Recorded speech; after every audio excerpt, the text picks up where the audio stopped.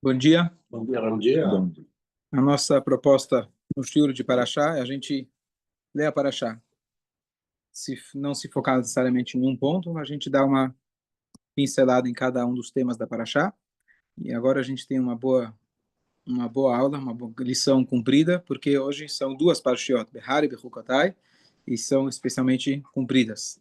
Tem bastante coisa para a gente falar. E esse Shabbat a gente conclui o livro de Vaikra, chamado Shabbat Chazak. Chazak quer dizer força, então que Hashem dê Chazak, Chazak, Meit Chazek, Hashem dê força, força, e a gente vai ser fortificado, se Deus quiser, em todos os aspectos materiais e espirituais, com brachá, saúde e Mashiach, se Deus quiser. Bom, amém, igualmente. Então, o primeiro tema da Parashá é o ano sabático. O que é o ano sabático? Essa lei funciona até os dias de hoje, não com a mesma força bíblica como tinha antigamente, mas a lei é que no sétimo ano você deve deixar o campo descansar. Assim como você tem o Shabat, que você deve descansar uma vez na semana, assim a Torá fala que os campos em Eretz Israel, eles devem descansar. E o que significa isso? Significa que você não vai trabalhar a terra. Significa que você, ao longo desse ano, vai comer apenas o que sobrou. Enquanto estiver no campo, você pode ainda guardar dentro de casa. Então, o que acontece? Chega alguém no primeiro dia do ano sabático, passou Rosh Hashanah, ele vai lá, eu vou colher tudo que tem, frutas, grãos, e vou guardar em casa. Obrigado. Ele não pode guardar em casa. Ele pode guardar em casa um pouco. E se ele tiver em casa e acabarem todas as frutas do campo, vamos supor, acabaram as maçãs, então ele não pode mais guardar as maçãs que ele tem em casa. Ele tem que queimar, assim como a gente queima o hametz. Essa é a regra. Você não pode armazenar sequer. Enquanto até terminar do campo, você pode guardar dentro de casa. Quando terminou o campo, você não pode. Qual que é a ideia? A ideia é, imagina que você tem uma loja, traduzindo para os dias atuais, e aí, para as pessoas comprarem durante o ano, você cobra. Um ano, vamos até supor, um dia no ano, você abre as portas e você fala, podem pegar à vontade. Ah, tá bom, então eu vou guardar no dia anterior, eu vou tirar tudo que tem nas prateleiras e vou guardar dentro de casa. Podem entrar, fiquem à vontade. Não, vão levar as prateleiras, tá bom. Mas a Torá fala não, você não pode guardar e armazenar tudo dentro de casa. Você tem que deixar lá, para você saber e lembrar que tudo que você tem pertence a Hashem. Portanto, você vai abrir suas portas, não é o caso da loja, mas só para a gente entender quão absurdo pode parecer, quão difícil é essa mitzvah de você abrir o campo que você trabalhou, você comprou, ele é absolutamente teu. A Hashem fala, não é teu. Você abre o teu campo e quem quiser pode pegar, você tem que deixar as portas abertas, não vale deixar um cachorro na porta, um cão de guarda, você tem que deixar ele à disposição de todos. Esse é o ano de Shemitah. E você vai sentir como um visitante na tua própria loja. Assim como as pessoas podem entrar na loja e pegar, você também pode entrar na loja e pegar, enquanto tiver para todo mundo. Quando acabar, você já não pode mais pegar. Então, é literalmente, você vai sentir como qualquer outra pessoa vai sentir quando ele não é dono dessa loja. Fala. Não tinha que no sexto ano a Hashem ia dar em dobro. Boa, muito bom. Hashem vai dar. Você não pode estocar. Então... Boa, muito boa pergunta. Mas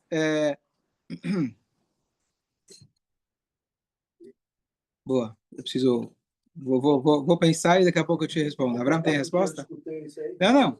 Hashem ele garante no ano anterior que ele vai dar para você, no sexto ano, o que vai ser suficiente para o sétimo, para o oitavo, porque se você não plantou no sétimo, você não tem o que colher no oitavo, e eventualmente no nono também, porque às vezes emendava o ano sabático, o 49º ano do ciclo da Shemitah, eram ciclos de 7 anos, e o 50º ano, o jubileu, também tinha essas mesmas leis. Então você ficava 2 anos sem cultivar a terra. Então você precisava, para aquele ano, o sexto ano, sétimo, o oitavo, e para o nono, porque no oitavo você não plantou. E Hashem ele fala, fica tranquilo, que eu vou dar para vocês, para tudo que vocês precisam. No ano anterior vai ter o suficiente para você guardar. Mas não tem gente que deixava na entrada da plantação coisas para se levar?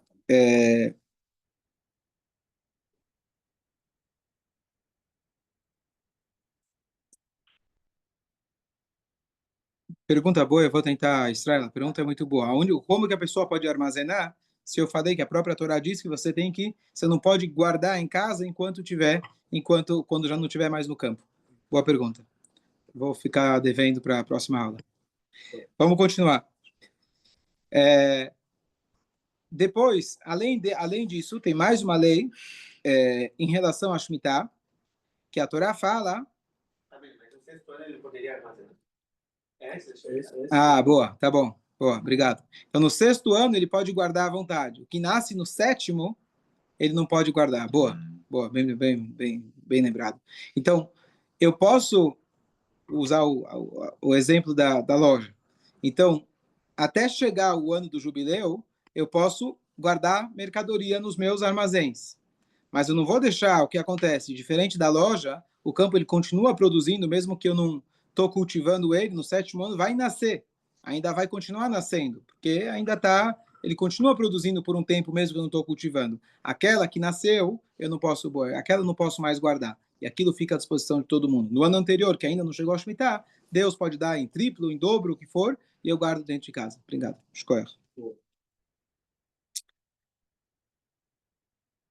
Tem mais uma lei, que nesse momento a Torá aqui não está falando, mas só para a gente entender o que significa a Shemitah. Hoje em dia, a lei ainda é pertinente.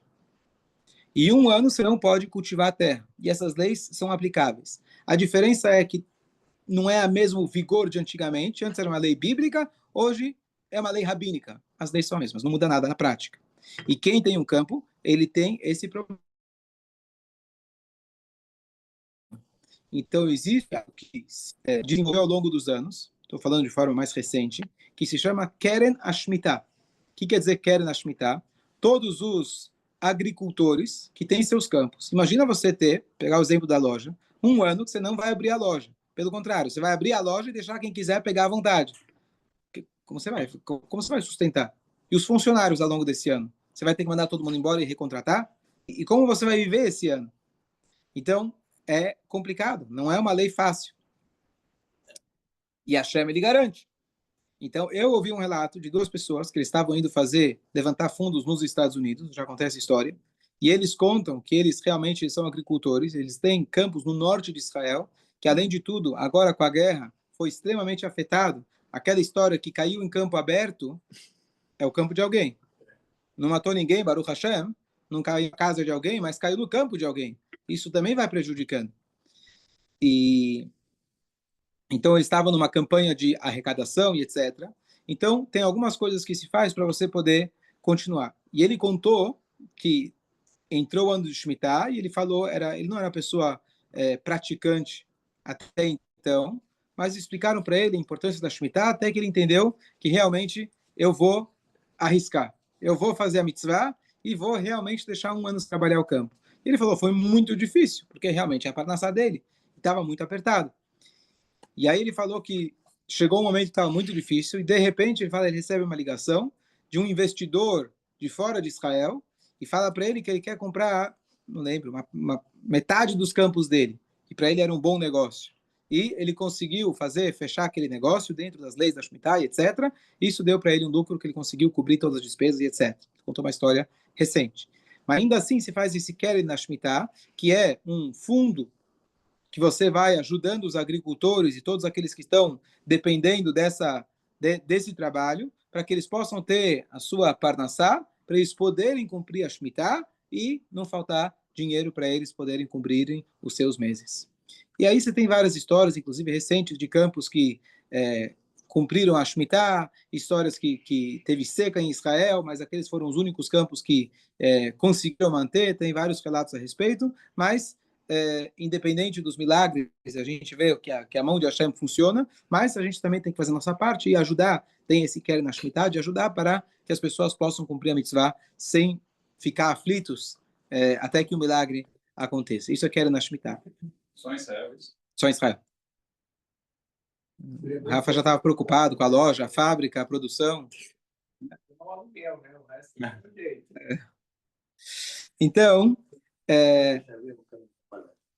Então, existe uma forma que alguns rabinos apoiam, outros não, só para a gente conhecer, que é chamado Heter Mechirá.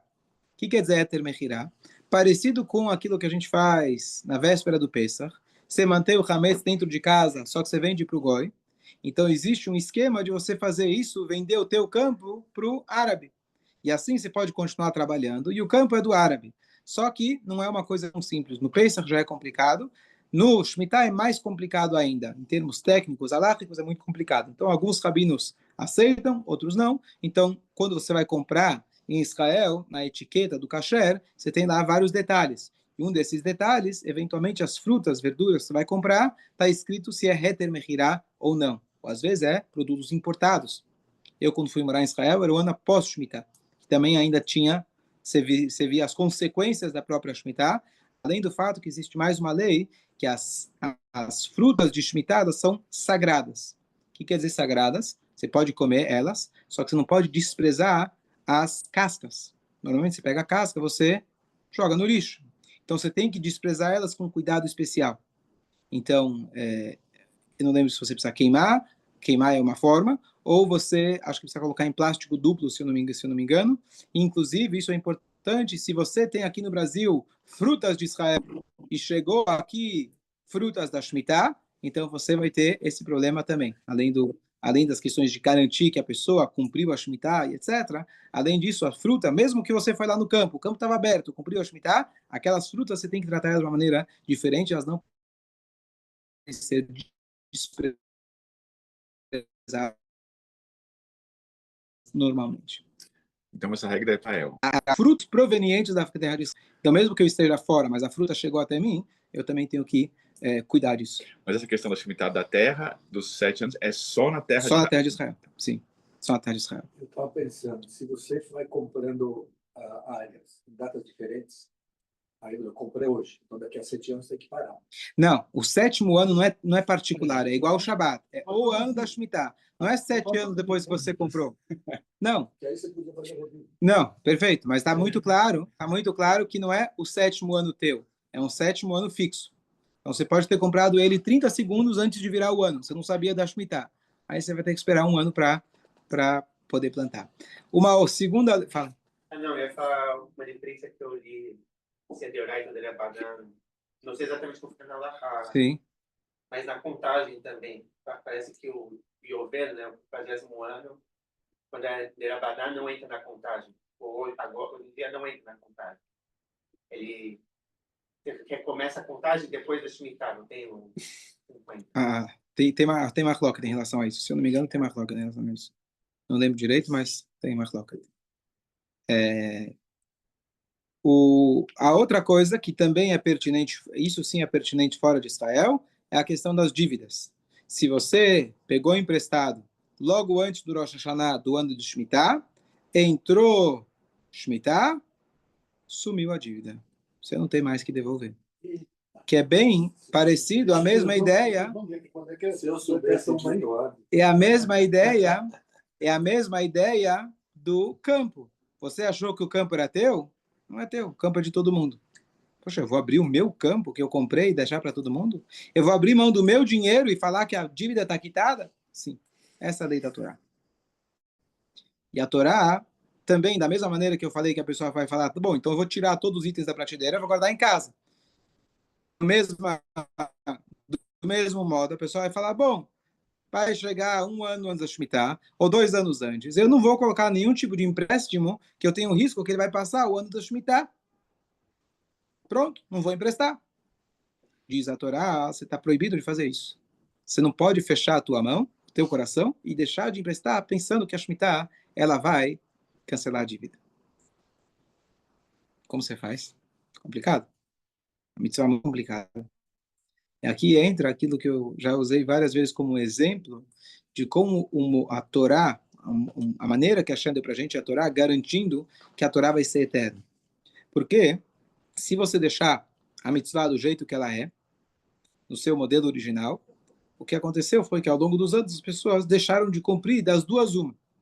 Ou que ele deixava de emprestar, ou que ele cobrava de qualquer forma. Ah, não quer pagar? Shemitah, me paga e está acabado, senão eu vou te cortar a cabeça. Então, é uma mitzvah que ela te coloca numa situação onde você não tem para onde fugir, entre aspas. Então, quem está preparado espiritualmente para isso, muito bem. Mas os sábios viram ao longo das gerações que as pessoas estavam deixando de emprestar. E aí estão transgredindo aquela segunda lei. Então, o que os sábios fizeram? Eles criaram uma maneira de você poder manter as duas. E isso é a função dos sábios de garantir que a Torá íntegra, sem comprometer nenhuma lei da Torá, ela continue sendo mantida. Assim como eles criaram um modelo de calendário judaico, depois que não tinha mais o templo para calcular a lua, etc., eles criaram um calendário fixo para a gente poder manter as festas, Rosh Hashanah, Yom Kippur, etc. Então, assim também, eles criaram esse modelo chamado Prusbul. O que quer dizer esse Prusbul? Você chega na véspera do Rosh Hashanah daquele ano e você transfere a sua dívida de uma dívida pessoal, física, por uma dívida, assim por dizer, jurídica. Porque existe uma lei dentro das leis da Shemitah que eu, pessoalmente, não posso cobrar. Mas uma dívida de um grupo de pessoas, de um tribunal, no caso, eles podem cobrar. Então tem detalhes a respeito, como funciona, mas basicamente eu transfiro a dívida para eles e depois eu posso cobrar dessa maneira, porque a dívida não é mais minha pessoal, a dívida é para o tribunal. O que a gente conseguiu? É um jeitinho, mas é um jeito dentro da própria lei, para garantir que as pessoas vão continuar emprestando e você vai poder não cobrar diretamente, mas através do tribunal você vai poder cobrar e dessa maneira você cumpriu as duas mitzvot. Isso que os sábios enxergando, e Hashem deu esse poder para os sábios, para que a Torá seja mantida, eles não quebraram nenhuma lei. Eles acharam dentro da lei uma maneira de você poder ainda cobrar, e assim as pessoas vão poder pegar emprestados. Porque imagina, você não consegue comprar teu apartamento, você não consegue comprar alguma coisa porque você está sem dinheiro. Ou você precisa de dinheiro porque você precisa pagar tua conta de luz, senão você não vai conseguir amanhã ter uma geladeira, vão te desligar. Então, não vou te emprestar, porque amanhã você não vai me pagar. Então, empresta e a gente vai dar um jeito para que você possa depois ter o teu dinheiro de volta. Dúvidas? Mas se a Torá está escrito de uma forma e os sábios fazem outra, não. Não, por isso eu estou dizendo. Eles, dentro das leis da Torá, não é que eles inventaram uma lei, é uma lei que já existia. Se você for ver nos detalhes da lei, a Torá nunca proibiu um tribunal de cobrar. O que eles fizeram, eles recomendaram para que todos passem, quem quiser ainda cobrar a dívida, então você passa essa conta para essa dívida para o tribunal. Próxima mitzvah, falamos só da primeira. O ano do jubileu. O que é o ano do jubileu? Então, hoje, a gente não celebra há muitos anos o jubileu, mas a gente pode saber quando que é o ano do jubileu, Yovel. Mas, basicamente, o que mudava nesse ano era o mesmo conceito da Shemitah, mas de maneira ainda mais radical. O que significa isso? Os campos que você vende em Israel, na verdade, eles são um aluguel temporário. Porque quando chegava no ano de Yovel, os campos voltavam para os seus donos originais. Então, se eu estiver no campo logo depois do Yovel, você sabe que esse campo vai ficar na tua 49 anos. Então, é um preço.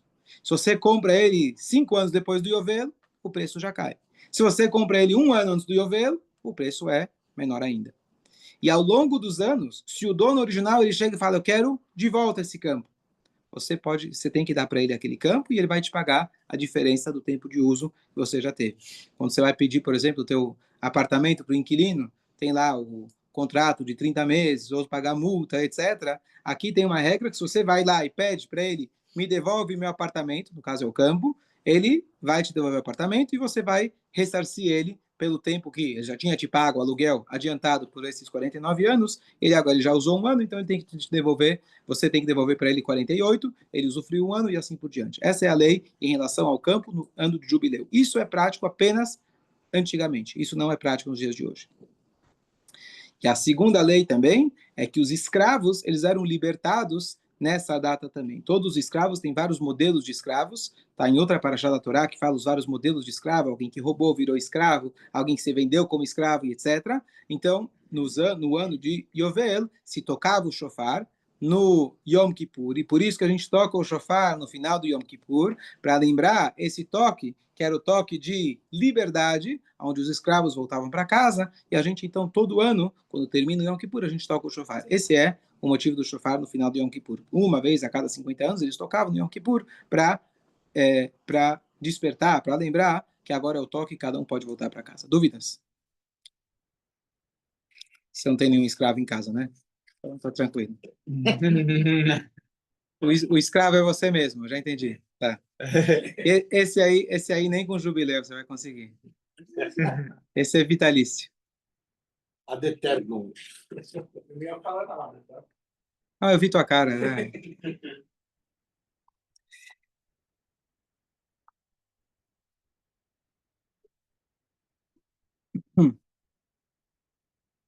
Que essa lei também é uma lei que não é prática nos dias de hoje, mas se você vender uma casa numa cidade com muralha, assim como o campo, você tem indefinitivamente o tempo de você poder recuperar e comprar de novo aquele campo. Por quê? Qual que é a ideia?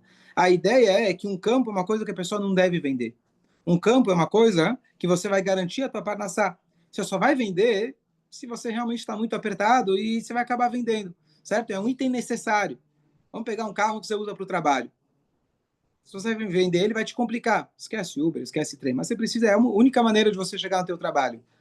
Você só vai vender se realmente a coisa está muito difícil. O que eu vou te dizer? Bom, vende o carro, mas assim que você conseguir se recuperar, você tem o direito de ir até lá e pedir para o cara te devolver o carro, você paga para ele, você devolve para ele o dinheiro, menos o tempo que ele usou, usando esse paralelo. Não é, com o carro não funciona, mas só para a gente entender o campo, era algo muito próximo de você que a Torá não quer que você venda. E assim, assim também a Torá fala, a tua propriedade, a tua casa. A tua casa você vai querer vender? Como alguém vai vender a sua própria casa e vai passar para um aluguel? Só se realmente a pessoa está com muita dificuldade. Como a pessoa vai vender a própria casa para morar com algum parente? Se a pessoa realmente não tem dinheiro para comer. Então a Torá fala especificamente nas casas de cidades com muralhas. Acho que essa é uma mitzvah que eu nunca expliquei a respeito. Casas dentro de uma cidade com muralhas, diferente do campo que você tem 50 anos, até etc., para resgatar, senão volta sozinho. Você tem 2 anos para você conseguir recuperar aquela casa, e cada pessoa, durante os 2 anos, ele tem o direito de comprar de volta. E você fez a mudança, achou que ia poder ficar lá, a pessoa conseguiu se reestabelecer, recuperar, ele pode ainda comprar de você, e você vai ter que vender para ele de volta a casa durante os primeiros 2 anos. Depois disso, passou 2 anos, já perdeu essa prioridade, essa lei, mas você, ao longo de 2 anos, numa casa, dentro de uma cidade com muralha. Essa é a regra natural. Deu para entender? Você não tem casa em Jerusalém? Não, tá. Você vendeu a tua já. Ok.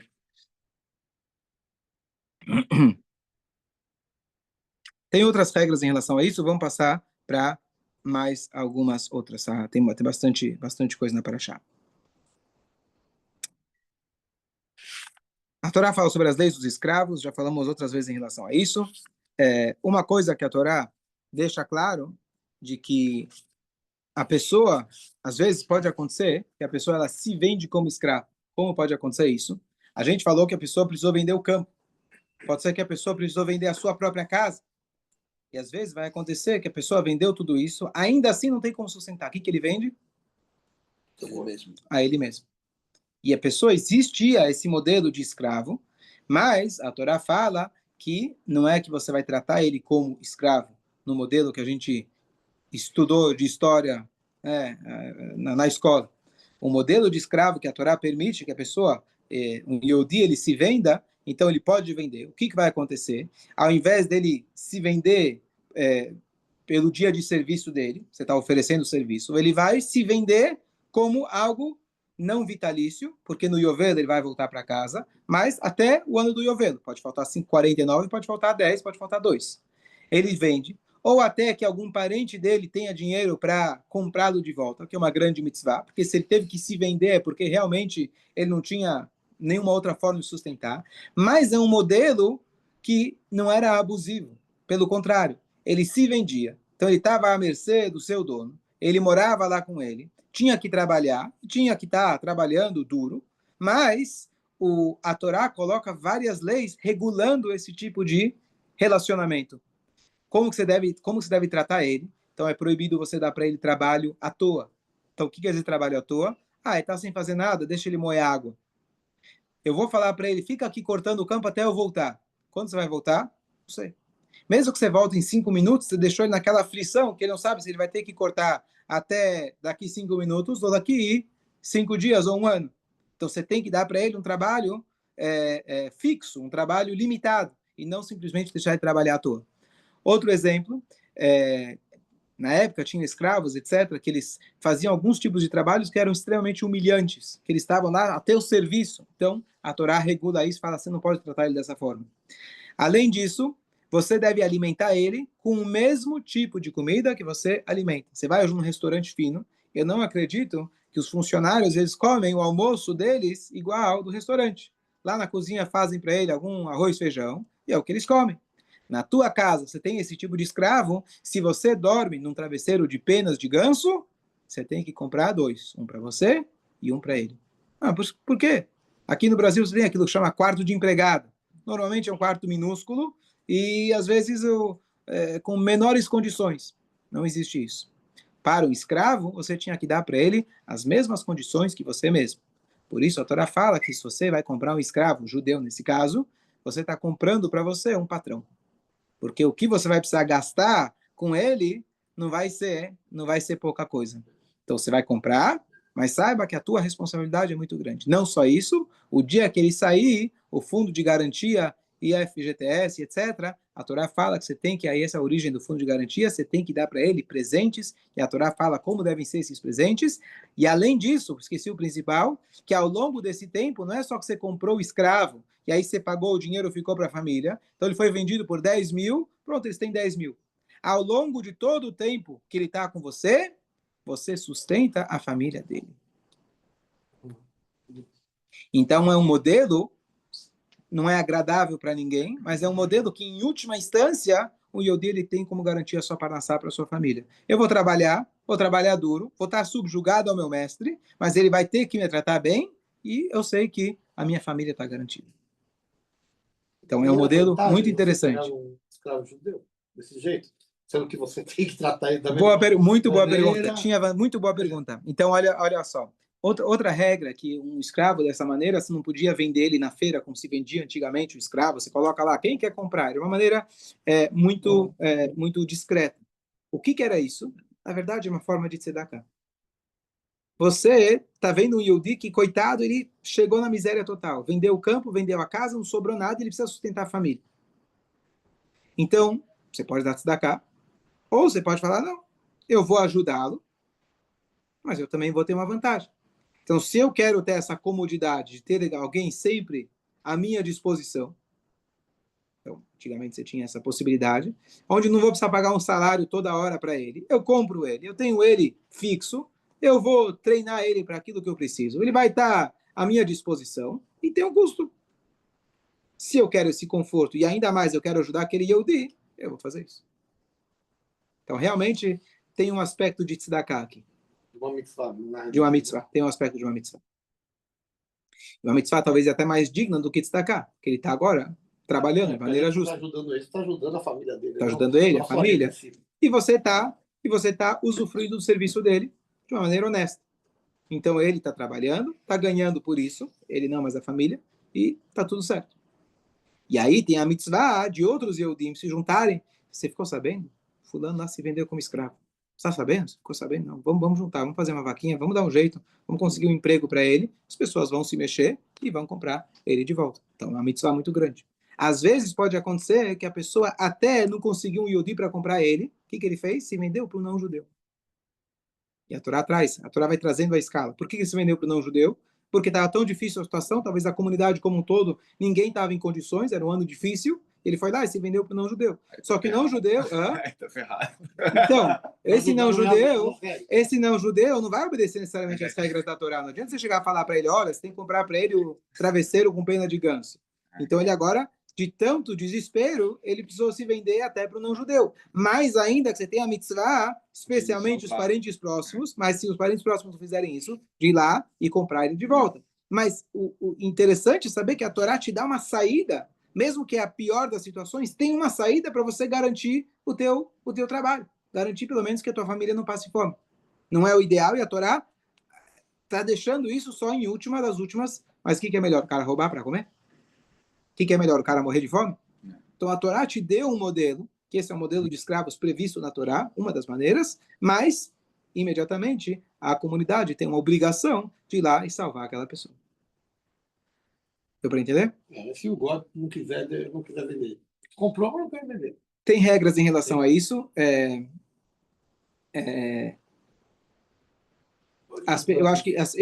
Eu acho que o tribunal tentava impor de alguma maneira, tentar comprar ele de volta. É tudo uma questão de negociação. Esse não quero é uma questão de negociação. Eu não quero, depende de quanto. Se o Yehudi comprou, ele era forçado a aceitar. Sim, mas ele está perguntando. O Yehudi, com certeza. Assim como a gente. Eu estou usando o mesmo pensamento do campo. Se o campo você tem o direito de resgatar, muito mais a você mesmo.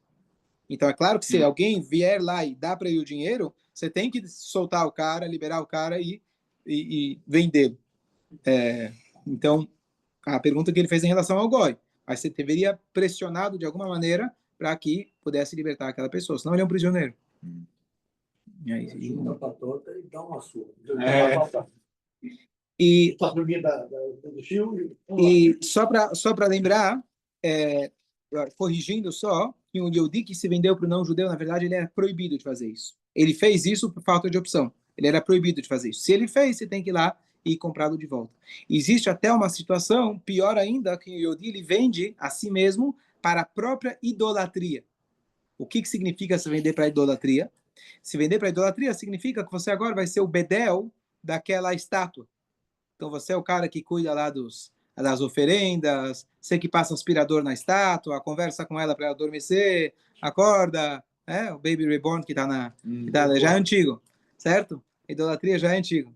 Então, ele até não poderia, não deveria, mas ele poderia. Quer dizer, a pessoa chegou no extremo e falou, nem o Goi quer me comprar. Mas eles estão precisando de alguém lá na esquina para cuidar da idolatria. Ele se vendia para a própria idolatria. Então, mais ainda que a gente tem essa obrigação de resgatar aquele Yehudi que se vendeu, chegou nesse extremo pelo desespero dele. Então, são situações não práticas no dia de hoje, mas só para entender, e a Torá vai trazendo essa hierarquia, na verdade, vender o campo, vender a casa, vender a si mesmo, vender para um judeu, se vender para o não-judeu, se vender para a idolatria, porque a Torá, na verdade, assim como a gente falou em relação, quem lembra, a Metzorá. Metzorá, aquela aflição que aparecia eventualmente na pele da pessoa, a mancha, etc., primeiro aparecia na casa.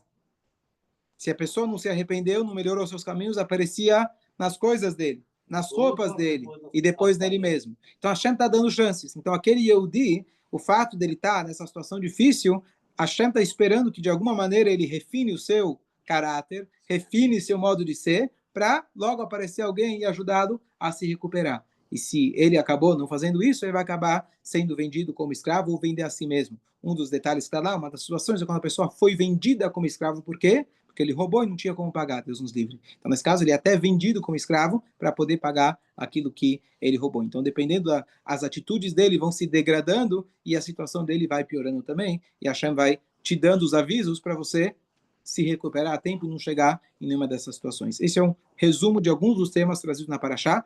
Acredito, eu nunca tenho entrado nesses detalhes no Chute Parashá, ele é um pouco técnico, não falei de nenhuma filosofia profunda, mas é para a gente pelo menos conhecer as mitzvot aqui da Torá. Dúvidas? Fala. Por que a Hashem faz alguém passar por essa situação? A pergunta de todos. Por que Hashem faz alguém passar por essa situação? Porque é justo ele. Então aí a pergunta é a pergunta talvez as mais difíceis, por que uma pessoa boa sofre, por que o sofrimento, etc. Não tem uma resposta. Hashem podia ter feito, concordo com você, de uma maneira que todo mundo ia estar bem, etc. Mas existe o conceito de que Hashem dá o livre-arbítrio, Hashem quer você... Mas tem uma explicação ainda que a gente não saiba. Com certeza, Hashem tem a lógica divina, que é muito acima da nossa lógica. O que a gente sabe é que Hashem não castiga ninguém, o que Hashem faz, a ideia que é dar uma oportunidade de você se corrigir. Então, por que uns sofrem, por que uns têm mais, outro tem menos, por que esse cara precisou chegar nisso? Só tenha certeza que não é porque você é melhor que o outro. Eu sou mais inteligente, por isso eu me dei bem. Hashem te abençoou, tem muita gente inteligente que se deu mal, tem muita gente ignorante que se deu muito bem. A brachá vem de Hashem. Então, isso com certeza, a gente nunca se gabar e achar que nós somos melhores que qualquer outra pessoa. Que é justamente essa ideia, que você foi lá e comprou o escravo. Eu sou o amo, eu sou inteligente, eu fiz por merecer, e eu posso tratar ele como eu quero. Para falar, não. Ele chegou nessa situação por X, Y, Z, que você nunca vai saber o porquê. Trata ele como alguém igual a você mesmo. Segunda paraxá, Bechukotai. A Torá fala para a gente, se vocês seguirem as minhas leis, vocês vão ter chuva, vocês vão ter brachá, que aí tá, que você perguntou, por que às vezes acontece com alguém? Então, a gente não pode justificar o sofrimento alheio, mas, para você mesmo, quando falta chuva, quando falta alguma coisa, é o momento de você parar e se aproximar de Hashem. A própria chuva, falei várias vezes, quando falta chuva, o que você faz? Você olha para o céu. Quando você olha para o céu, você quer ver se tem nuvens, será que está escuro, será que vai chover? E aí você lembra de Hashem. Então, Hashem, às vezes, ele segura a chuva só para você olhar para cima e lembrar dele. Então, Hashem fala, se você se esforçar, se você fizer as minhas mitzvot, você vai ter garantido as brachot, comida, tudo que você precisa, inclusive, mais importante, shalom.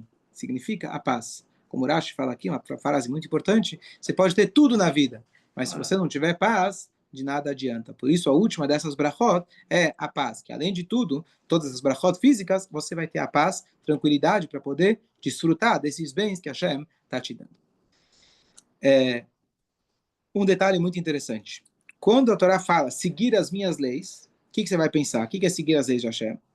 Tem 613 mitzvot. Então, se você fizer as mitzvot, Dayim, Shamot, Ishmeu, escutar Hashem, você vai ter a brachá. Nessa paraxá em especial, passa um copo. Nessa paraxá em especial, quando a Torá fala você seguir as minhas leis, se refere especificamente, prestem atenção, ao esforço, ao empenho de estudar a Torá. Essa paraxá aqui em especial está se referindo não às mitzvot em geral. Amém. Uma mitzvah muito específica, que é a mitzvah do estudo da Torá. Eu vou repetir aqui o que eu falei 2 semanas atrás, no sábado à tarde, quem estava aqui, que a Mishnah do Pirkei Avot fala para a gente que kolam kabel alav ol Torá, todo aquele que recebe o jugo da Torá, mavirim menu ol malchut veol derech eretz. Se tira dele o jugo, quer dizer, o fardo, o peso do reinado, do governo e do trabalho. O que significa isso? O ser humano nasceu para produzir. Hashem, com a sua bondade infinita, ele não deixa você descansar. E não deixa que você ganhe o suficiente, tranquilo, para você já se aposentar com 35 anos. Difícil, são raros aqueles que chegam nessa situação. E aqueles que se aposentam com 35, não é um bom negócio. Por quê? Porque o empenho e o esforço, ele é algo saudável para o ser humano. O que acontece? Hashem, ele criou o modelo. Qual modelo? Que você tem que trabalhar para ganhar dinheiro. É muito claro, você vê o cara que na escola não fazia nada. Por que não fazia nada? Era expulso, fazia bagunça. E de repente, agora o cara se mata de trabalhar. Simples. O dia que o pai cortou a mesada, ele tem que pagar suas próprias contas, ele vira adulto, vira um mente e as coisas mudam. Assim se espera, pelo menos. Tá certo? Então, o que acontece? Hashem criou esse modelo de você ter a necessidade, de você lembrar dele, de você correr atrás, de você se empenhar, você crescer e você ter esse relacionamento com outras pessoas. Tudo isso é muito saudável. Hashem criou esse modelo. Ele poderia ter criado um mundo onde ele é autossustentável. E hoje, com todo o dinheiro que existe no mundo, que ele poderia ser autossustentável, ainda não é. Por quê? Você tem a má distribuição. Então, a gente é obrigado ainda a continuar a trabalhar, produzir, concorrer, que tudo isso faz com que o mundo ele evolua. E a gente vai poder fazer a vontade de Hashem. Então Hashem, ele fala o seguinte, esse é o programa que eu fiz. Você tem que trabalhar e você, dependendo da exigência do teu trabalho, do teu ramo, você tem pelo menos, minimamente, estudar um pouco de Torá de manhã, um pouco de noite. Daí você não tem escapatória. Todo dia você tem que estudar Torá um pouco de manhã, um pouco de noite. Se você sobra mais tempo, estuda mais. Você não está livre. O tempo todo você tem que estudar Torá. Mas se você tem que trabalhar, esses são os horários mínimos que a tua carreira, teu tipo de carreira exige, e é isso que Hashem deu para você, então tá bom. Agora, diz Hashem, eu tenho um prêmio para você. Eu vou te abrir uma exceção. Lembra que eu falei que eu quero que você trabalhe? Eu não quero a ociosidade, que isso é a pior coisa. Você tem um jeito de você se livrar desse tipo de problema. O que é problema? Problema no trabalho, multas, indesejadas, suras. Não sei se vocês sabem o que quer dizer isso. Não, Baruch Hashem. Todo mundo vende, abre a loja, vende tudo, vai dormir tranquilo. Amém? Que seja assim. O que Hashem fala pra gente? Se você receber sobre si o jugo da Torá, tem dois aspectos. Você falar, é verdade, eu estou sem tempo. Mas mesmo assim, eu vou abrir uma janela e eu vou estudar a Torá. Eu estou exausto, cansado, cheguei em casa depois de um dia exaustivo. Ainda assim, eu vou estudar mais Torá do que eu tinha obrigação. A tua obrigação você fez, você estudou 5 minutos de manhã, 5 à noite, você realmente não teve mais tempo, você está isento, está tudo certo.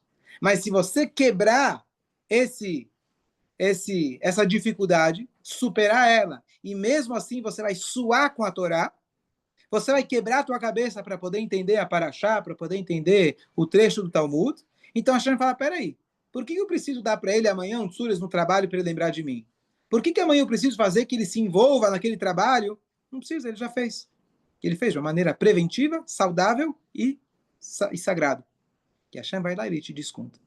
Então lembrem bem, isso é muito importante, e eu tento aplicar para mim mesmo, dentro do possível, de que quando aparece algum problema, especialmente ligado ao trabalho, ou ligado ao impostos, que é o governo e o trabalho, é o que a Mishnah fala para a gente, lembrem, Hashem só está te mandando um sinalzinho. Ele está dizendo para você, vai escutar um shiur, vai na sinagoga, vai aprender mais Torá, abre um livro, lembra bem, e funciona. Na hora que você se dedica para a Torá, literalmente, tem centenas, milhares de histórias, cada um aqui talvez pode contar, se não aqui eu já ouvi várias, de que você se dedica para a Torá e aquele problemaço que parecia, de repente ele se soluciona em alguns instantes. É claro que a Hashem dá para a gente o livre-arbítrio e nem sempre é toma lá, dá cá instantaneamente, mas essa é a maneira que a Hashem criou o mundo, que ele quer que você sue, ele quer que você se preocupe. Você pode se preocupar com a Torá, poxa, eu não consegui entender aquilo, estou preocupado, quero entender, essa é a melhor maneira de você ter uma preocupação. Ou você pode ter isso no trabalho, e até aí não é um castigo de Hashem, é simplesmente a maneira que ele criou o mundo para fazer que as pessoas se mexam, para fazer com que o mundo produza, que você se refine, que você lembre dele. Mas você pode se prevenir, amelimba a Torá, suar com a Torá. E o segundo detalhe é que também existe a qualidade do teu estudo.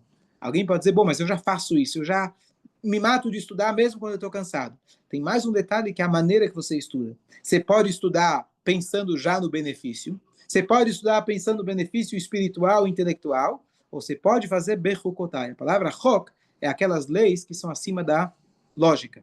Chok, como por exemplo carne com leite, a proibição, lã com linho, vaca vermelha, que a gente não entende o sentido que dá por trás. A Torá é lógica.